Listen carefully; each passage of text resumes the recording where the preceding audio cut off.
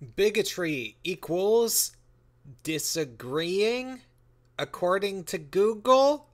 Hey, it's Prince of Queens, and just today I learned about the oddest thing that I just had to make a video about because it sincerely gives me the creeps, and I don't believe anybody has really talked about this and why it's a problem.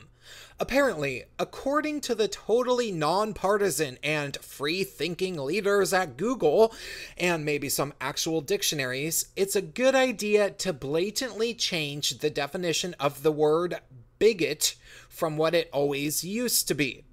According to Google, bigot is now a person who is intolerant towards those holding different opinions. Period. Seriously. Or, if you boil it down, according to Google, a bigot is somebody with firm convictions who might firmly disagree with people about certain things and be unwilling to compromise when it comes to disputing those things. In other words, anybody who isn't a postmodernist is a bigot, according to Google. If you don't already see how creepy this is, I'll try to make it more clear to you with a metaphor that I've used in the past. Let's say you're a normal person with 20/20 vision that can see the entire color spectrum of the world, and then somebody came up to you and told you that grass was actually purple and that it should be called prass. Obviously, you'd probably say, no, grass is green, and I think that we should stick to calling it grass. Well, if you were to say that, according to Google, you would actually be a bigot because you were intolerant to the opinion that grass is purple and should be called prass. And no, I'm not exaggerating in the slightest when I say that people can just go ahead and tell you that something is not what you see when you look at it, and that you're basically supposed to take them at their word when they tell you that something is what they say it is, because YouTube, which is owned by Google, literally gave me a hate speech strike a few weeks ago because I disagreed that people who look like this are not female and said that they aren't non-binary and objected to this person claiming a transgender identity. That was my opinion, but I guess my opinion was intolerant of this person's opinion that they are gender neutral and trans, and so I was a bigot, according to YouTube, which is owned by Google. Yes, this redefinition of the word bigotry into equating disagreements is a problem in quite a lot of ways, and not just because it's trying to reframe the concept of bigotry to be an underhanded way to apparently demonize people that Google has a problem with, but because it abandons the main use of the word bigot itself.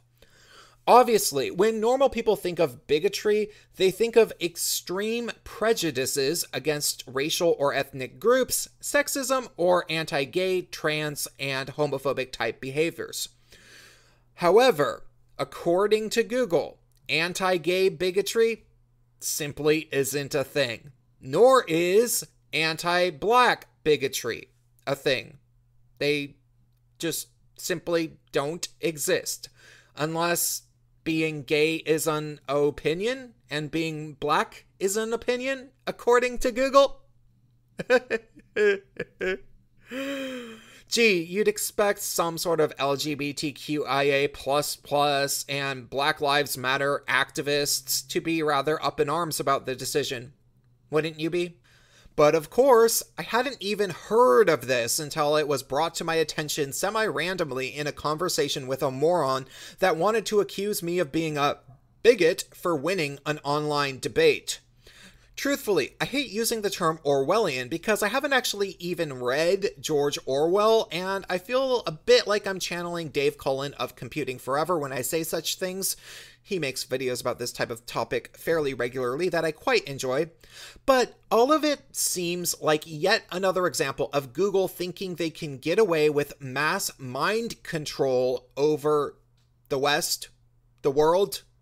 I mean, hello, Google. You're starting to feel like an ex of mine that I tried to break up with, but can't entirely break up with because we live together and can't stop having sex, or some weird crap like that. First, you attempt to change the definition of the word fascist to imply that only right-wing people can be fascists, but changing the definition of the word bigot is even worse. Telling people not so subtly that they are no longer allowed to vehemently disagree with somebody without being called a bigot is downright creepy, and taking the majority of the definition out of the word bigotry, where people are describing racists, homophobes, and sexists, is even creepier. It makes me think that these postmodern neo-Marxist wackos were maybe first hoping that they could change the definitions of the words racist and sexist to completely reshape it to the neo-Marxist, postmodern, and intersectional feminist agenda. And then once they did that, they could come in from the other angle and disarm the word bigot as well. Like disarming us from our words that we use to describe tensions between groups entirely. So we can just no longer talk about it as if it just doesn't exist. I guess that was their plan? I don't know. I remember once upon a time growing up in Seattle in the 1990s, first encountering the black supremacists of the group Uhuru, which is Gazi Kotso's group. I took a Undoing Racism seminar that went on for 2 days. And that's when they first did the sleight of hand where they tried to change the definition of the word racist to absolve black people from the racism that blacks commit against whites so frequently in order to act like it doesn't count. Everybody's immediate question was obviously, so what do we call it when a black person is racist against white people? On account of the fact that each and every one of the students had encountered so many racist black people in the past. As a response, the brainwashing cult indoctrination instructor said that we should call black racists bigots, and that we should say that they were bigoted against white people. Which seemed foolish to me at the time because I was smart enough to know that the word racist better described what I meant. But now, of course, I guess Google is saying that we can't even use that word. Apparently, we'll have to find a new word. I suppose, in the future, it will be impossible for black people to be prejudiced against whites. Is prejudiced gonna be the next banned word? Will that definition just be changed? Good grief.